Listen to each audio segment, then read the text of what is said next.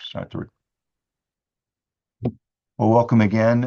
We are in another installment of the Lord's Seminary, and we've been talking about biblical missiology over the past number of weeks, and we're speaking a little bit about some of the history and particular individuals in church history and their approach to reform missions in the particular context in which they found themselves and missionary-wise.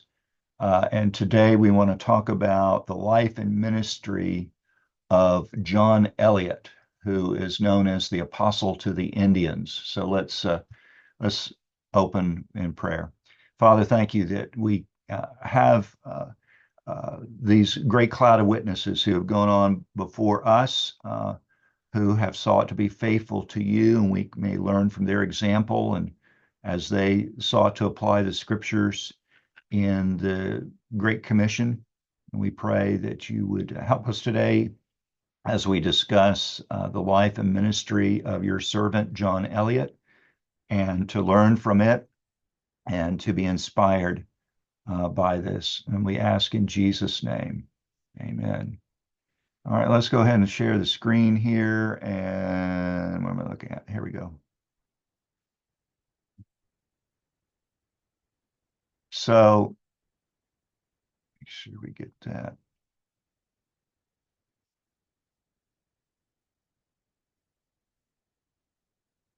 All right, so we're talking about John Eliot, and let me get this running right. There we go. All right, John Eliot had a very remarkable life and enduring legacy, had an unwavering commitment to Scripture, to living it out for the glory of God. His missionary endeavors left an indelible mark on the early American colonies. So I want us to begin with a quote from Eliot. "You will not do incredible things without an incredible dream." And so it perfectly encapsulates the spirit and the drive that characterized John Eliot's life and work. He is known as the Apostle to the Indians. You know, he's a man of profound vision, of relentless dedication.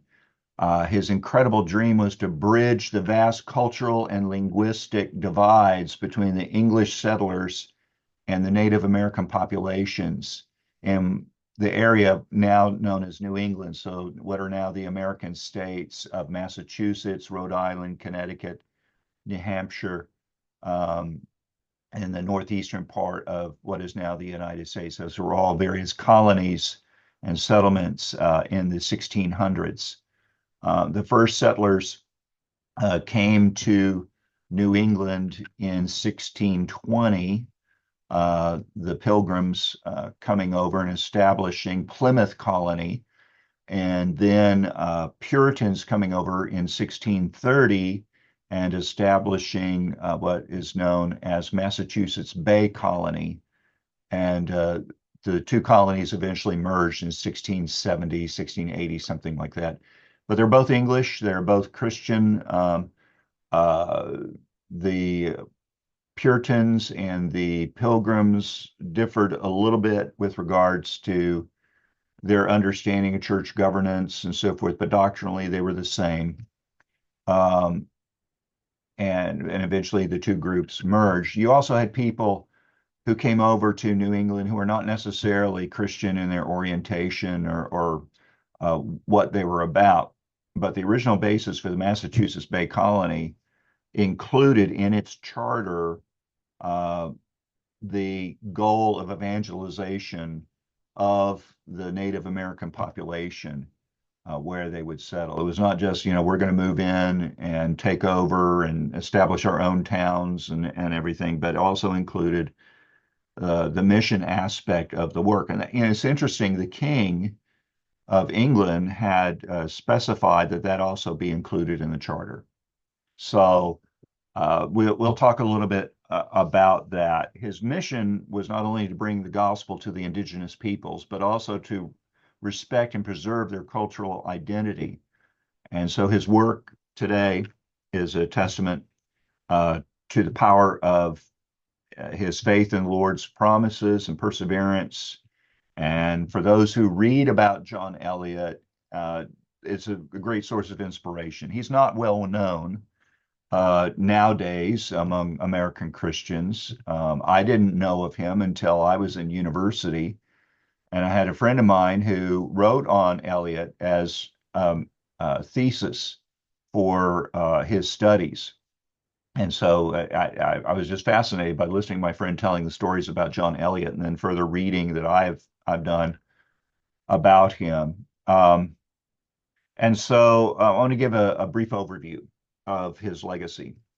It is a multifaceted thing. He's perhaps best known for his pioneering efforts to translate the Bible into the Massachusetts language, which was a monumental task that made the Christian scriptures accessible to Native American tribal groups in New England.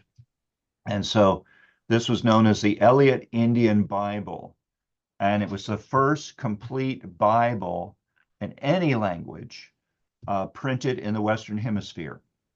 It represented a significant step forward in the realm of cross-cultural communication and education. Now, other mission efforts in other places in the world included the translation of the scriptures into the local languages and so forth, but this would be the first in the Western Hemisphere in the Americas. So he also played a crucial role in establishing what were known as praying towns.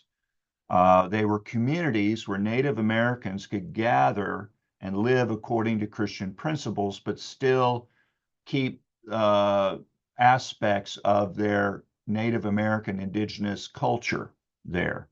And kind of a halfway between their pagan ways and not being fully assimilated as yet into the English ways. They could live in these praying towns that were established where they could live out their Christian faith openly and freely, and still live in some of the communal ways that they had lived in their lives before their conversion. The towns were designed to be self-sustaining and governed by Christian values. And they offered a model of harmonious coexistence between different cultures. So let's talk about a little bit about his importance in the context of early American colonial history. His work, his ministry stands out for its humanitarian and forward-thinking approach. Many settlers viewed Native Americans at that time with suspicion and hostility. They were just so different from what the English knew and had experienced. And it's very interesting when the English started moving into New England beginning in 1620. The Indian population had been undergoing a massive depopulation because of disease and wars.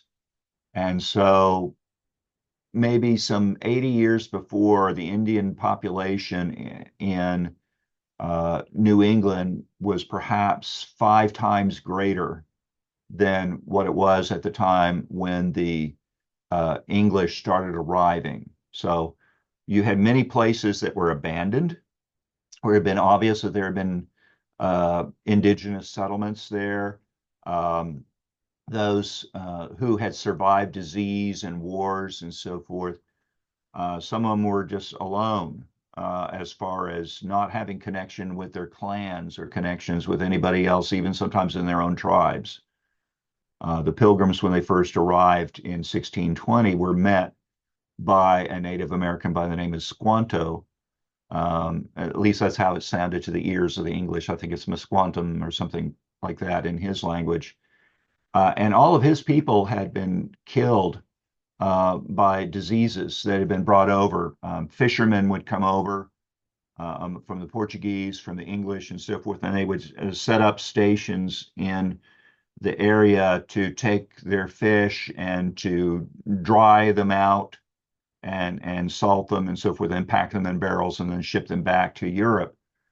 And they would have interactions with the Native Americans, and they would carry diseases, and the Native Americans didn't have the natural immunity built up to these diseases, and it just ran through the indigenous populations and killed very, very many people, or those who were left were greatly weakened. Um, and, so the whole experience of this cross-cultural uh, experience is something that's just beyond the previous experience of many of the English and not knowing how best to interact in that way. But Eliot was on the leading edge of those who sought to um, provide a way that the two cultures could mesh together. And of course, it was all driven by the gospel and his understanding of Scripture. So his efforts to learn the native languages, to translate the Bible, were acts of profound empathy and respect. Not saying, okay, you're going to have to learn English, and then we'll evangelize you. No, he learned. Now, some of the indigenous people had learned English, and that always occurs when you have two peoples come together and they're learning to interact with each other.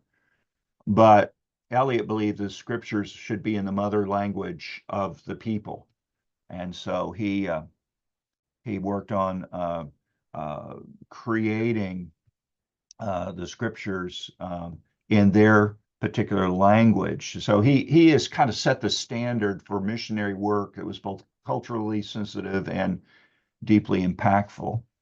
Um, he also had significant advancements in education and literacy, because if you're going to introduce the scriptures to a people, you also have to teach them how to read. You have to teach them the importance of knowing how to read and learning how to communicate and so forth. And so this was something that Eliot did. He created a written form for the Massachusetts language.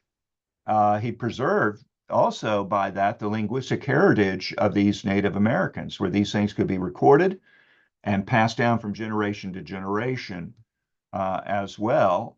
But it provided also these indigenous peoples the tools to engage more deeply with their own culture and with the new Christian teachings. So his life and ministry are indeed marked by incredible dreams and incredible deeds.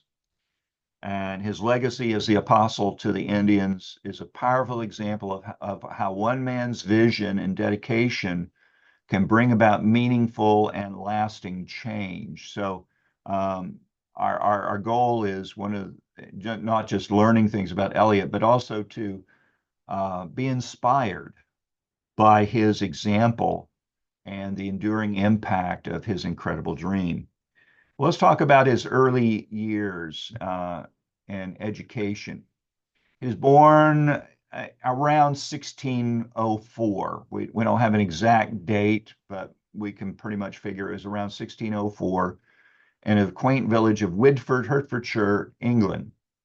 And his early years were spent in the nearby town of Nazing, uh, a place that would shape the foundations of his character and faith. It was out in the English countryside. It had a rich history and deeply rooted religious traditions. They provided a nurturing environment for Eliot's formative years. In Nazing, he was surrounded by a community that valued education and piety.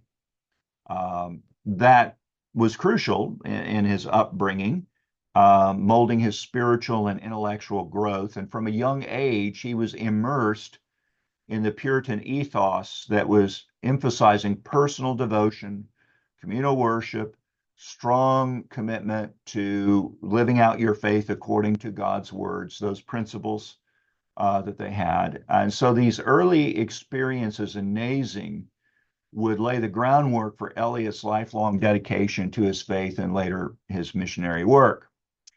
This was also a time of religious and political upheaval. Uh, he was acutely aware of the challenges faced by those who sought to practice their faith freely, and the prevailing opinion of many in power was, no, we don't want you to do that. You have to conform to uh, the Church of England and the Book of Common Prayer, and that the king and the bishops, they dictate how you are to worship and practice your faith. Whereas the Puritan movement sought to purify the Church of England from all of these uh, doctrines and commandments of men, and to have a worship that is plain and simple according to the Word of God, and to their life lived out according to the ordinary means of grace that God has established for us to grow in the Lord Jesus Christ.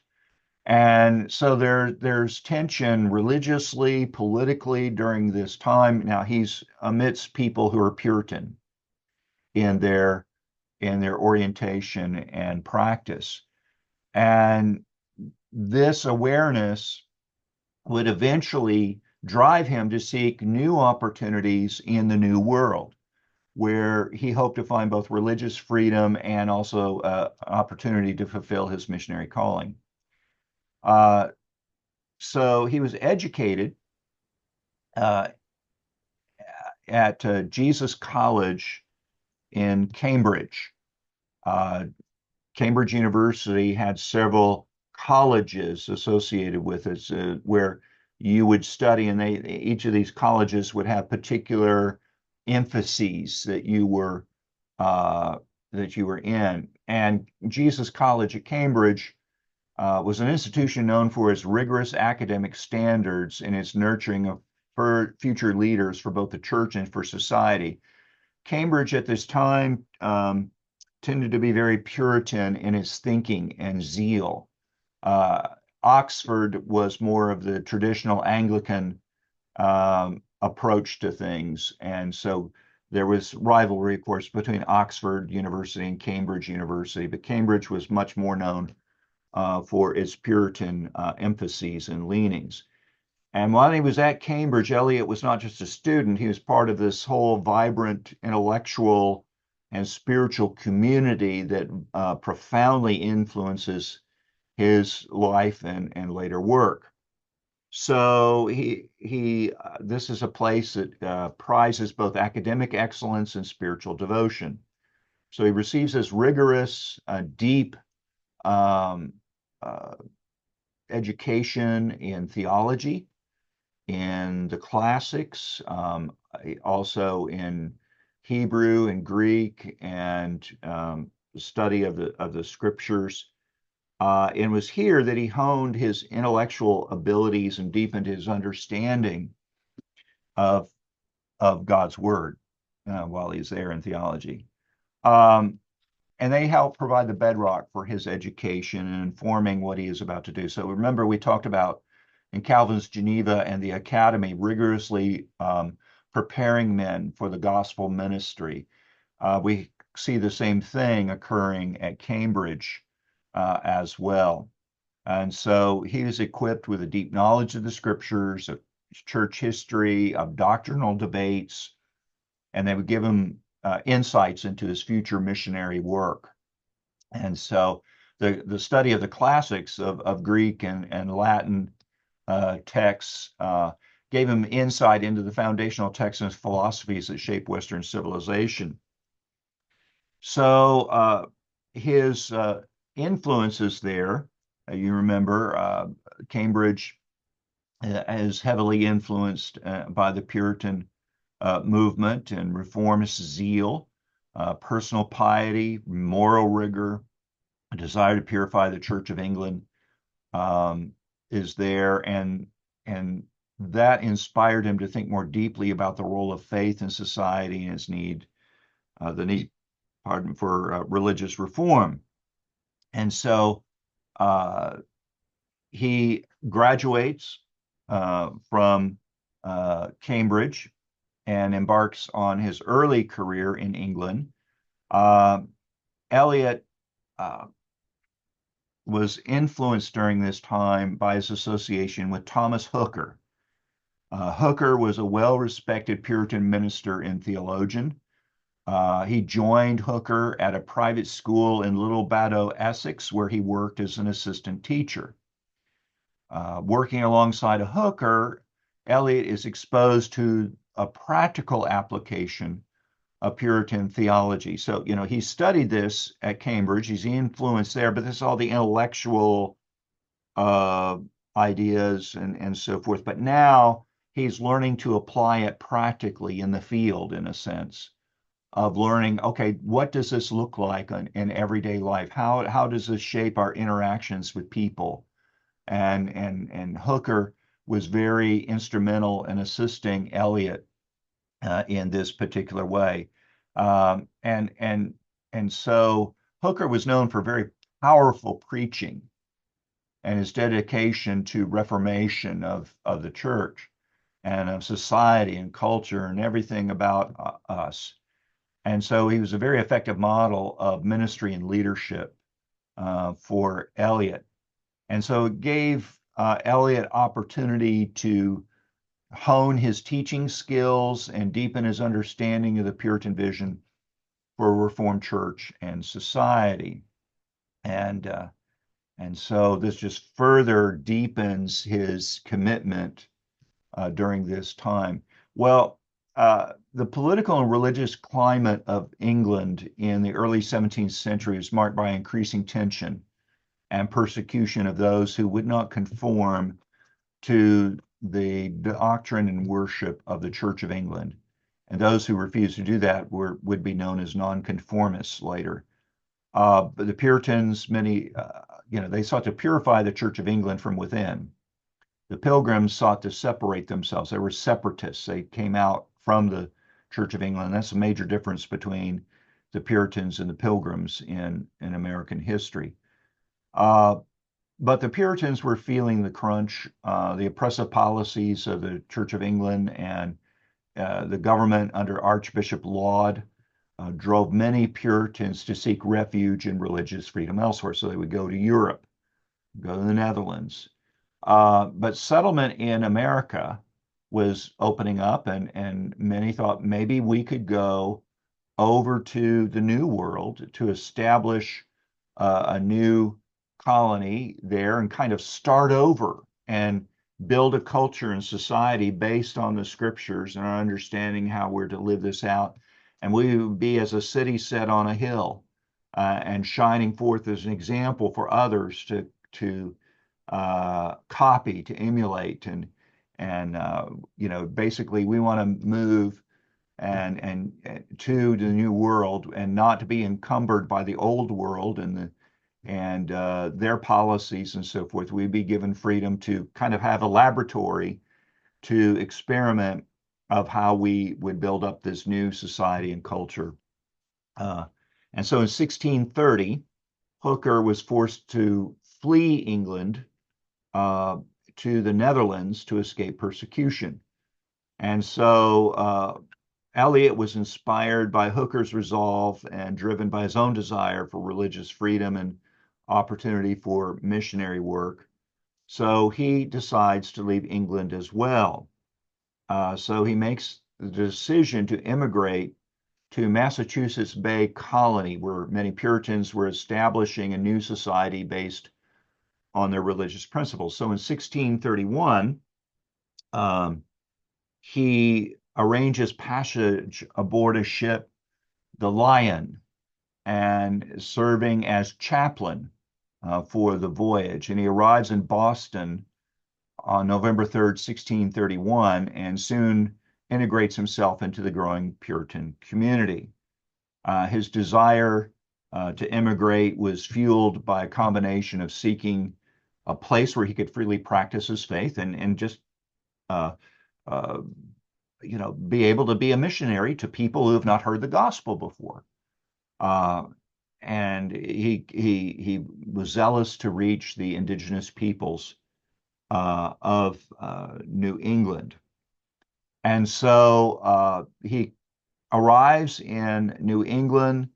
He settles in with the others to build this new society, this new culture there. Well, uh, he quickly integrates into the Puritan community. You have very many individuals with great learning and pastoral practice and so forth and religious fervor. The colony at this time needed strong leaders and dedicated ministers to guide its spiritual and communal life. And so his role then extends beyond that of a spiritual leader. He becomes vital in the community's efforts to establish schools and churches and systems of governance based on Puritan principles. And so his dedication to his faith and his vision for a godly society, these things are evident in his immediate contributions to the colony. So as he is there, he becomes the minister and teaching elder, as they would be known, at the First Church in Roxbury, Massachusetts, a position he would hold for the rest of his life. So his pastoral role at Roxbury was characterized by deep dedication to his congregation and an unwavering commitment to the principles of Puritanism. His sermons and his teaching emphasize the importance of personal piety, of communal responsibility, of adherence to biblical principle, and he works tirelessly to nurture the spiritual growth of his parishioners and provides them with guidance and support and instruction. Under his leadership, the First Church at Roxbury becomes a center of religious and communal life. So he fosters a sense of unity and purpose amongst the settlers, helps them to navigate the challenges of establishing a new society in a harsh and often hostile environment. And his care extends beyond just the church walls because he actively engages with the broader community to promote moral and social reform. Uh, During this time, he becomes involved with what was known as the antinomian controversy and the trial of a woman by the name of Anne Hutchinson. The antinomian controversy centered around Hutchinson. She was a charismatic and influential figure who challenged the established religious authorities. She believed in receiving direct revelations from God, and uh, she, uh, that one could be right with God, and you didn't need to adhere to the moral law of God. That was you were not bound by such things anymore. Well, Eliot, along with the other Puritan leaders, saw these teachings as a threat to the social and religious order of the colony. So he plays a key role in the civil and church trials that ultimately lead to Hutchinson's excommunication from the church and also her exile from Massachusetts Bay Colony. She is sent away out of the colony. Uh, And so this is all growing out of his commitment to preserving the integrity of the faith and of the spiritual life of the people around him. And it also highlighted the complex and often contentious nature of religious and political life in the early colonies, because you had those who were Puritans and you had those who were not necessarily religious, uh, who also came over. So it was not a pure Christian society and culture with only Christians there. You had the non-believers or Anglicans mixed in, or one of my forebearers who came to Massachusetts Bay Colony in 1631 was Presbyterian in his ideas of church government, and the Puritans in Massachusetts Bay were Congregationalists. And so eventually my forebearer was driven out of Massachusetts Bay Colony, settled in Connecticut, which had similar views as Massachusetts Bay. And he and his congregation later left and they rowed um, across Long Island Sound to Long Island, which at the time was a Dutch colony under New Holland. and was allowed to set up a church there in Hempstead, New York, to along Presbyterian principles, because Presbyterian church government was the same as the Reformed churches from the Netherlands were practicing, and it became known as the English Church. By the way, I had another forebearer on my mother's side who is a Dutch Reformed minister in New Holland at the time. And so more than likely, these two men had met at some point in time in the 1600s. So that's just extra. That's not part of the lecture notes. Uh, so Eliot is, committed to education as well. He helps to found what's known as Roxbury Latin School in 1645. He recognized that the rising generations would need a solid foundation of both religious and secular knowledge. And so he founds Roxbury Latin School in 1645. Basically, we would call it a high school today, but intensely drill the young men in Latin and the Latin grammar, and also teach them some Greek as well, and the classics, to prepare them, and then later they could go on and do additional studies if they were intending for the ministry or other direction for the law or just general service. So the curriculum included the study of Latin, Greek, and Hebrew, as well as theology, literature, and the sciences, similar to the academy in Geneva itself that we saw, that necessity of establishment of training institutions, not just for the ministry, but also for all of life, to be guided and governed by God's word. And so let's move on to discussion of missionary work amongst the Native Americans. Big barrier was language.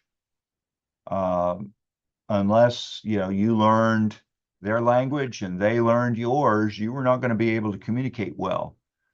And that was a pretty substantial barrier. The Native American tribes of New England spoke languages that are vastly different from European languages, from English. And so to effectively communicate, and especially if you're trying to convey complex theological concepts of Christianity, you needed to have a deep understanding of these Native American languages, how they thought, how our languages shape how we think and how we view the world and how we organize things, and the approaches to that are very, very different. And so unless we kind of get into their shoes and understand a bit, how they think, how they see the world, their value systems, and so forth, then you begin to once you're able to do that, then you're okay. Now you got to think, how do I bridge taking these concepts from the Hebrew and Greek, and how, as my understanding is, let's say, a native English speaker and culturally an American, to pick on me, and how do I translate that into the target language itself? So, unlike trade, you could, conduct trade with Native Americans with gestures and basic, what we call pidgin English, which is, very, very rudimentary communication, a very limited vocabulary. But if you're going to preach and teach in the native languages, you needed to be fluent and to understand the nuances that are there. If you can use Google Translate now for many languages, and some translations in some languages are better than others. I had last Friday delivered a lecture on the doctrine of Scripture, or beginning that, with some pastors in Pakistan, and I had copied some material and sent it through Google Translate from English into Urdu. And I gave it to one of the brothers over there who was helping to coordinate the work there in Pakistan. He read through and said, some of this stuff is just, no, the translation is not right. So you need to have that understanding and understand the nuances and just the whole mindset involved with this. You also have cultural barriers posing significant challenges. The indigenous people have their own traditions, their own way of life, their own view of the world, their own spiritual beliefs and social structures. And so Eliot recognized the need to gain their trust and to convey the gospel effectively. He needed to approach them with respect and a genuine effort to understand their ways of life. And that requires patience and humility and a willingness to learn from the very people he sought to convert. Now, there had been some early unsuccessful attempts to preach to the Indians. Oftentimes they were met with indifference and resistance. In 1646, he delivered his first sermon to a group of Indians led by Cuchamacan at Dorchester Mills. Despite his earnest efforts, Eliot's message just didn't resonate with the audience. He later recounted, they gave no heed unto it, but were weary and despised what I said. It was just too much. Well, for many people, that failure initially just would have discouraged them from attempting any further work amongst them. But Eliot was determined and believed, no, the gospel is to go to all the nations. This is the commission of Christ. If this is given by the Lord, he will also give whatever's necessary for this work to be done in time and talent and determination and stamina. So he commits himself to this. So he dreams big, and why? Because he's got a big God to trust, and the promises of God are all yes and amen in Christ Jesus. And he clings to the promises that the Lord's going to bring to himself a people from every nation, tribe, tongue, and people, including the Massachusetts peoples, including these Native Americans. And so he understands this process of cultural and religious integration is going to be slow. It's going to be a lot of setbacks. Sometimes it's like 2 steps forward and 3 steps backward at times. And so he initially realized these initial interactions with the Native Americans and trying to approach them with the gospel needed a more profound engagement with the Native Americans' language and culture. So he sought to build relationships with the indigenous communities and find effective ways to communicate his message. So in a sense, he in humility has to come to them and said, consider me as if I were a baby, and you're teaching a baby to speak, and please be patient with me. I want to learn. And you also have to find people amongst the Native Americans who are willing to do this, who will put up with this and assist Eliot in learning the language. And so the humility on the part of Eliot, but also the willingness on the part of some of the Native Americans to assist in this particular work are vitally important. So he resolves to overcome the challenges, and this resolve sets the stage for later successes in establishing meaningful connections and ultimately translating the Bible in the Massachusetts language. So he seeks to overcome obstacles in this work. He learns the Massachusetts language with the help of an Indian by the name of Kakino. Kakino had been captured during what was known as the Pequot War, some of the initial conflicts between the English and the Native Americans there in New England. He had become a servant of an Englishman. He was fluent in both Massachusetts and English. And so he became Eliot's linguistic mentor. Cockenoe couldn't write, but his oral proficiency in both English and Massachusetts made him an indispensable resource for Eliot. So together, they embark on this task of translating the complex theological concepts and biblical passages into Massachusetts. Their relationship is marked by mutual respect and collaboration. So you've got Eliot's humility, his willingness to learn from Cockenoe, demonstrates his genuine commitment to understanding and bridging this cultural divide. And this is a pivotal moment in Eliot's missionary efforts because it provides him now with the linguistic foundation necessary for his subsequent translation work. So, with Cockenoe's assistance, he begins this painstaking process of translating key Christian texts into Massachusetts. So he starts with the Ten Commandments, the Lord's Prayer. These, are helpful in conveying core tenets of the faith. And these translations require not just linguistic accuracy, but also cultural sensitivity, because many of these concepts are incomprehensible unless there's a necessary work in helping to understand these concepts and meaningful, making them meaningful for the Native American audience. And so his translations extend beyond the Ten Commandments and Lord's Prayer. He wants to translate other scriptures and prayers, and gradually he builds up a corpus, a body of religious materials in the Massachusetts language.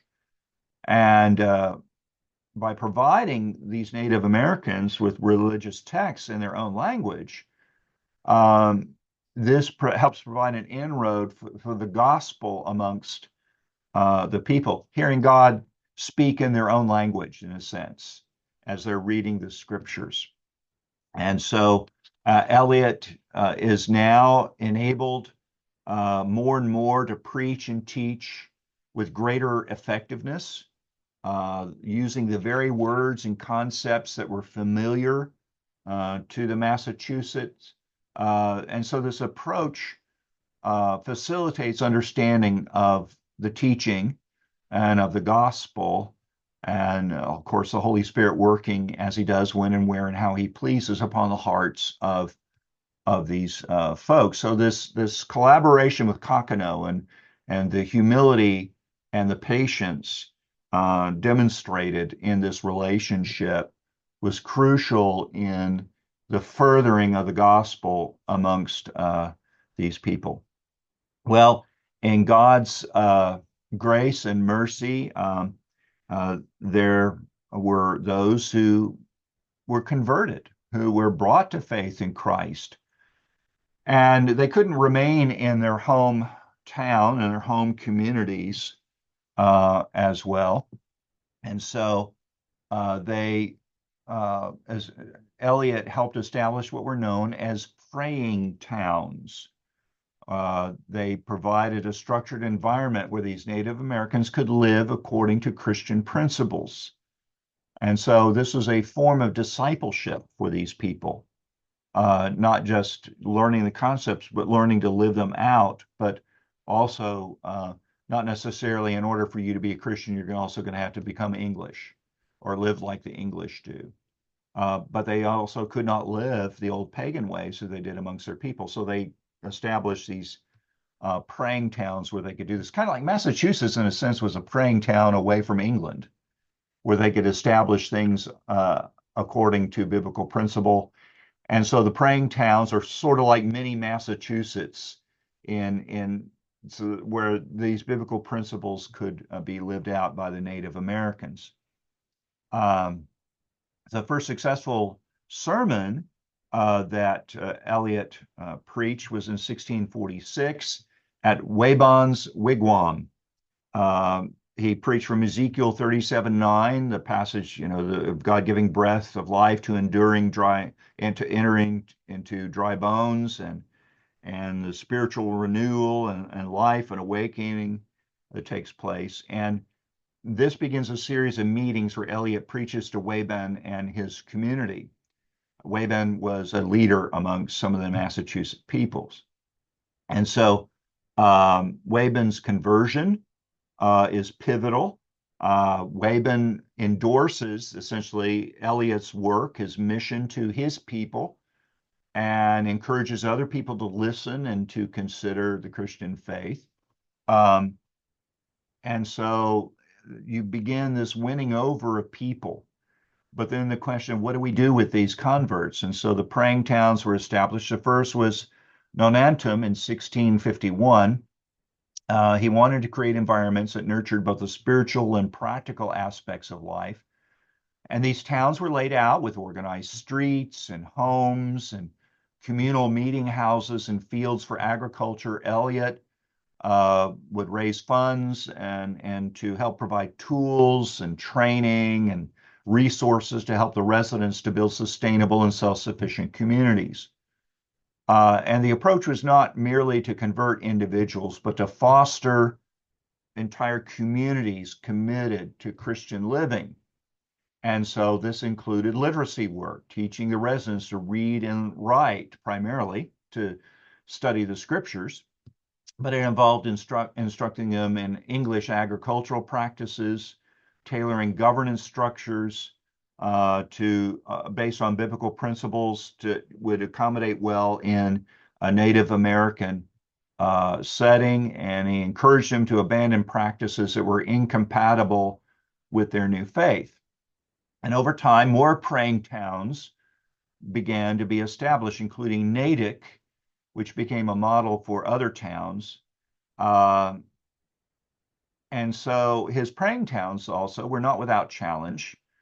You'd have hostility both from certain parts of the English community there, and they were skeptical of the converts' sincerity, saying, "Oh, they're only adopting these ways in order to steal from us and be among us and do things of that nature." That's they're very skeptical of their conversion and living as Christians. And Native Americans who were unbelievers felt that these were people who had abandoned their culture, their ways, their people, and just face a lot of resistance. People who would be converted and go off sometimes would be captured by their old people and brought back or killed because of their profession of faith in Christ. But the praying towns provided refuge for the converts to grow in their faith with a tangible demonstration of the transformative power of the gospel.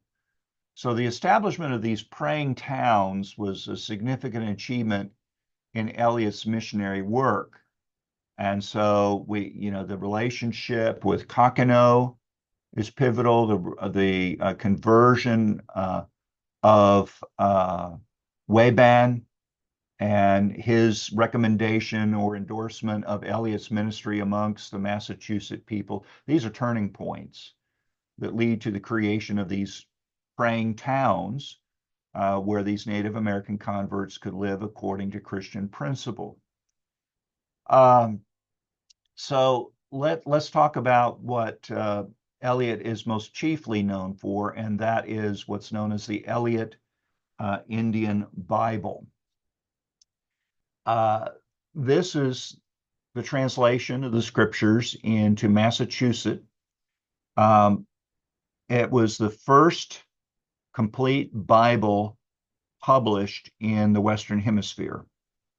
So ahead of any English language edition being printed, this Native American one was first. Now, the actual first book printed in New England was a Massachusetts-based psalm book, as it was known, a translation of the Psalms and set as a psalter. And Eliot had some input in that work as well. But this is the first complete Bible published in the Western world. Um, his journey, of course, he's prepared himself in England, and his ministry in New England itself, his Greek and Hebrew studies, and of course Latin, and his knowledge of theology and so forth helped lay the groundwork for this. But then his work of understanding the Massachusetts language and mindset, at with the help from Kakano, uh, helps him. He immersed himself in, and understand he's still pastoring the congregation at this time that he's with for the remainder of his life. So this is kind of a work that's being done in tandem with his pastoral ministry, and then also his other works in New England as well. But he understood that he needed to speak the language of the people he was trying to reach. He immersed himself in the study of Massachusetts. He spent countless hours listening and practicing and learning the intricacies of its vocabulary, of its grammar. And so his commitment to mastering the language demonstrates his respect for the Native American culture, but also his desire that the gospel would come to the hearts of these people. There in many situations, uh, you might have a third or another language being more of a trade language, being the scriptures being translated in that trade language or some national language, and you're taught that, but you at home speak another language, and you may not have the scriptures in that home language, that mother language, we might call it. And uh, you know, uh, you might understand some of the things in the national language that you're looking at. Rocky, you experience this where you are in Mindanao. You're working with your home people with a Manobo there, and the particular dialects that you're working with amongst them. Um, but if you come in and all you teach is from Tagalog, that's not the heart language, or from just English itself. And so here, Eliot understands it needs to be in Massachusetts. We can't make the people, oh, if you're going to want to know about God, you got to learn English. He wants to bring it home to the hearts of the Massachusetts peoples. So he collaborates not just with Kakano as well, but also with other Native Americans, a fellow by the name of James Printer, who was baptized with the name Wawas. He had been educated by the English and became one of Eliot's most trusted aides. It was particularly significant in the technical aspects of printing the translated text. And by these collaborations, not just practically result in this Bible, but also deeper partnership and a desire for the gospel to go forward amongst these folks. So the Bible is completed in 1663 in the Massachusetts language. Well, let's back up a little bit. Actually, the work was finished several years before. And you've got the handwritten manuscript ready to soon go to the printers and to be printed up. And the work of compiling all of this is, all of the countless hours and the sweat and tears and all the work involved with that. That manuscript is destroyed in a fire. So Eliot and Kakano start over again. So what you see here is actually kind of the second draft of that Bible, of starting all over again, gathering what notes they still had and compiling it again. And this is the result in 1663. Um, it was noted for not only its linguistic skill, but also its theological precision, because Eliot was very meticulous in this work. So he sought to preserve the integrity of the original scriptures while making them accessible and understandable to the Native American audience, which is, any work of translation is a monumental feat if it's accurate, conveying the scriptures, but also understands the target language and mindset and being able to communicate these things.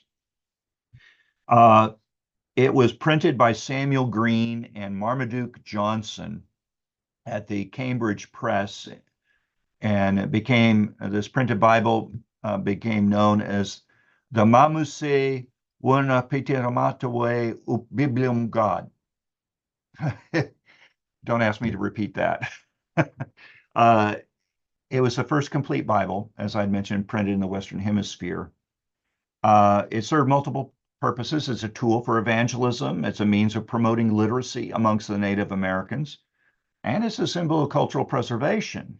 By preserving and providing the scriptures in their own language, the Native American converts are empowered to read and interpret the scriptures themselves. And so their own native ministry, as God works in the community of these speakers who now have the scriptures, you now begin to see Native American elders for churches and teaching elders arise, and ministers of the gospel to be able to labor amongst their own people as well.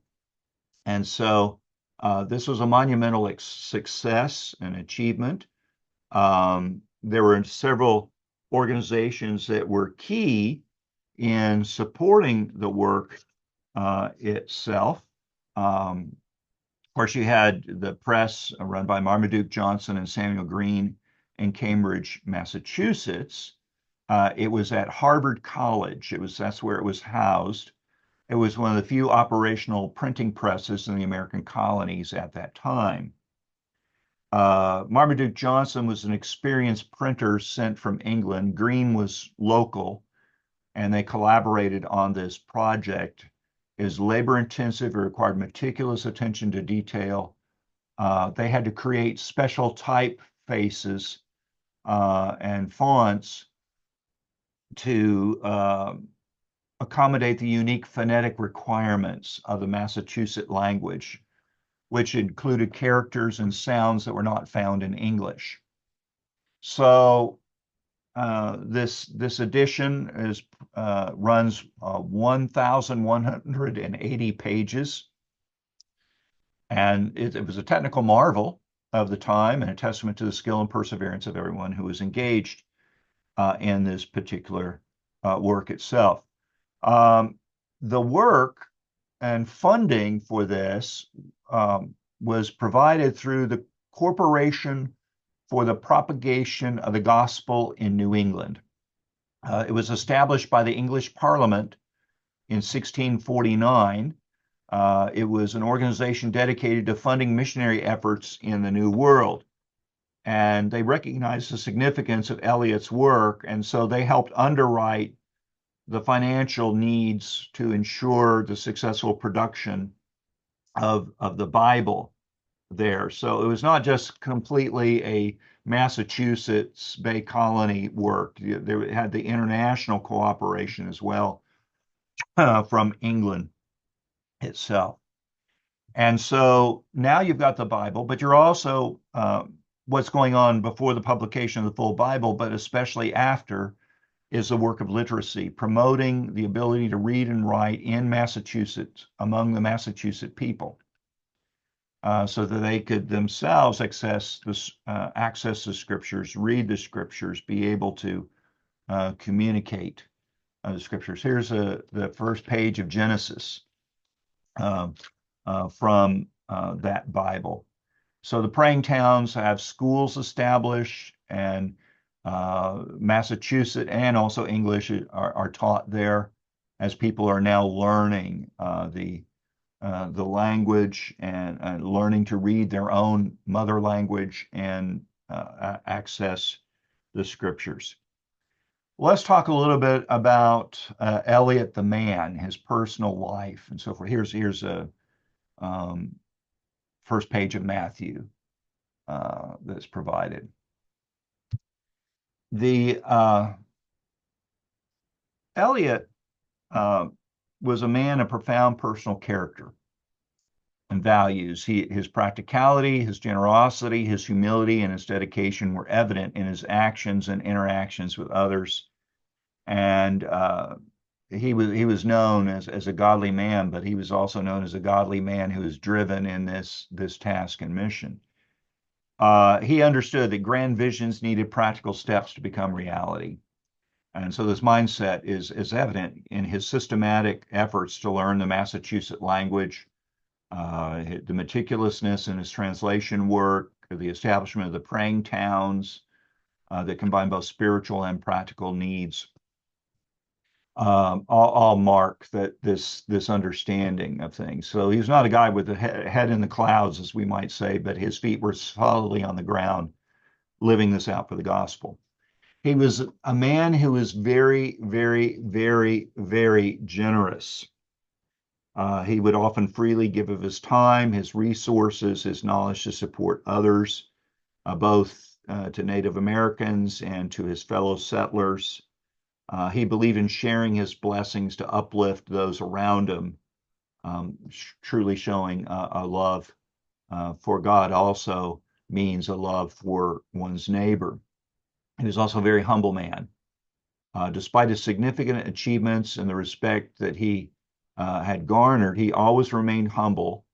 He recognized his role as a servant of God. He often referred to himself as but a shrub in the wilderness, emphasizing his belief that his work was guided by God's providence rather than for personal glory. He was a man who faced also numerous setbacks and challenges. We talked about the fire, destroying the first draft of the scriptures that they were going to send off. Other setbacks. His commitment, though, never faltered.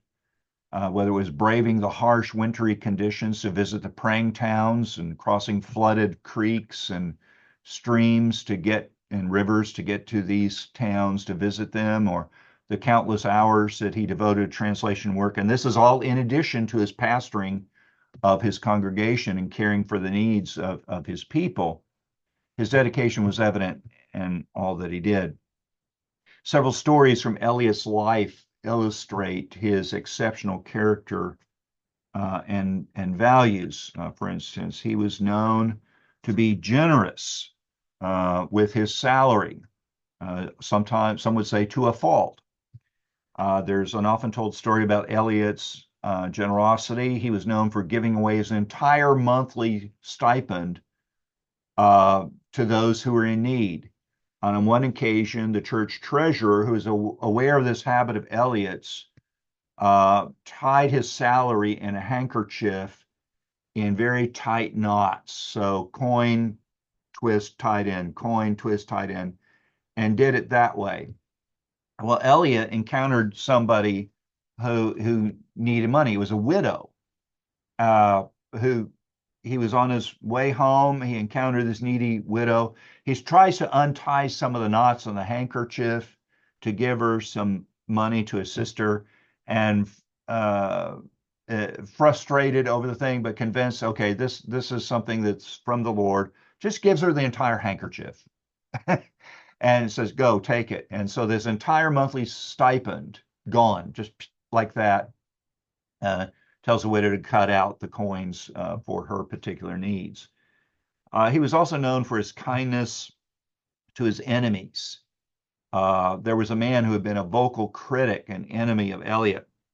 And when this man fell seriously ill, Eliot sent his wife, Hannah, to care for this man. And under Hannah's care, the man recovers, and Eliot invites him to their home for dinner. And Eliot never reprimanded this man for his previous behavior. Instead, he treats him with kindness and hospitality, which eventually transforms the man into a friend. and just underscores Eliot's ability to show compassion and forgiveness even to those who had opposed him. He's also very practical in his preaching. Cotton Mather, very famous Puritan and historian of the Massachusetts and Plymouth colonies. Much of what we have about life during that time comes from Cotton Mather. He even wrote about that distant forebearer of mine who had been in Massachusetts and later Connecticut and went to Long Island. He spoke respectfully of him. You see, Mather said that when Eliot was climbing a hill to reach a meeting house, he remarked to his companion, "This is very like the way to heaven. It is uphill, and truly there are thorns and briars in the way too." So Eliot, in his preaching and teaching, would use common experiences and imagery to relate spiritual truths. So his teaching was accessible and relatable to his audience. So these values, his personal character, were integral to his success as a missionary and a leader. His practicality helps him to achieve these visionary goals. His generosity uplifts those in need. His humility keeps him grounded, and his dedication ensures the perseverance of his mission. And so stories like this about Eliot still continue to inspire, illustrating the power of living out one's faith with consistency and compassion for the Lord. So Eliot, his legacy, even into modern times, his translation work is recognized, and realizing of the contributions that he had made, his approach to working with Native Americans was appreciated. Nowadays, any attempt on the part of the gospel to reach Native peoples, there are parts of the world that reject that. Why would you want to interfere with these people and their lifestyle and so forth and so on? If only they but knew the transformative work of the gospel, they would not have those particular complaints. But Eliot was not trying to make these people English. He was trying to work so that they would become Christians. And then how they learn to interact with the English would follow from that. But he's recognized for this particular work, and provided a model, an example for others to come alongside. And so he takes these principles that we've talked about already in biblical missiology and has applied them to his context and with the people with whom he is laboring for the sake of Christ, and his belief of the Lord's empowering grace to do this. If the Lord has commissioned his church to do this, he is there. He is the man who has been particularly gifted in this way and burdened by the Lord to carry the gospel in this particular way to these people, providing an example for us centuries later that we can draw from. So I appreciate your time and attention as we reflect on Eliot, and we've got time for questions and maybe some answers to that as well. So, all right, then let's end the screen sharing here. Let's see what. All right. Any questions?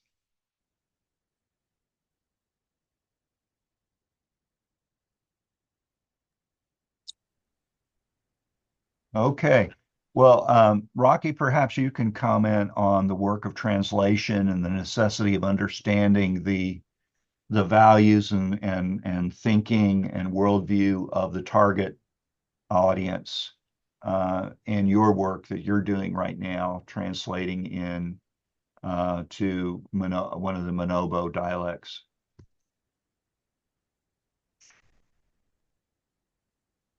if you want to comment on that. Yeah, I here in Mindanao, for example, we have several dialects spoken by those who are uh, living on lakes and mountains. But the fortunately, uh, I I was I have been to these places, and I could I could understand generally with the people's dialects. Uh, but of course, as I speak to them, we have differences in terms of some vocabulary, but generally we understand each other. The Philippines, since it's composed of islands, sometimes as people dwell in a certain island or a certain place, they're isolated, and they begin to develop uh, uh, their own uh, vocabularies outside from other people. So that's the reason why we have been divided by these differences of dialects. But generally, we understand each other. But Mhm. the translators, I my commentary on many Bible translators is that they are really identifying these people as though they are different people. I mean, they speak different dialects, as if their dialects are different from one another. And I am I object to that categorizing these people into different ethnicities. They are not different ethnic peoples, although they have somewhat a little differences with one another, but they understand each other whenever they gather together. So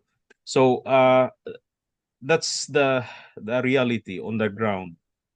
And the more we translate uh, different dialects, as if putting each and everyone a kind of wall by different translations, we are, instead of uniting them together, we are putting differences among them, which would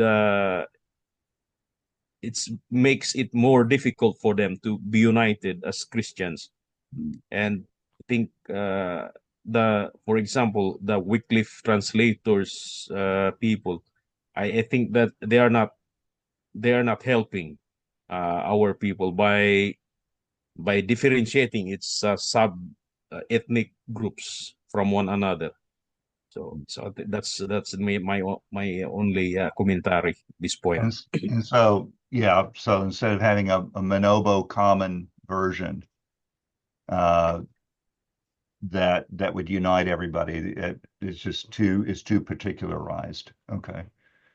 Yes, that's what I'm doing. I think other ethnic groups can understand what I'm what I'm translating. hmm So Yeah, and so the thing with Wycliffe, their job is Bible translation. So, if you have a hammer, everything starts looking like a nail, and applying that as and not differentiating as well. So, okay, I understand. I understand that. Well, any other questions about Eliot? What do you think of the idea of the establishment of praying towns? I this I have been reading American history, but maybe I just missed hmm that praying town. Is that similar to the city of refuge, for example? Well, it could be. Yeah, yeah, it could be. Refuge from the native, the pagan population you'd be expelled from. But, we're called to be salt and light to the world. So is the idea of pulling people out from their native peoples to they be separate, um, as opposed to they're remaining amongst their people and being as a gospel witness and salt and light. That's a question. We're now pulling them from the pagan peoples and providing a safer environment for them, an opportunity to grow together and grow in Christ, kind of creates a new culture for them. And it's kind of a third thing. They're not English, they're not pagan Native Americans. They are now Christian Native Americans, and what does that entail? Some would question that particular um, means of discipleship and growing a people. But Eliot and the Puritans, in their view, was that the gospel affected every aspect of your life.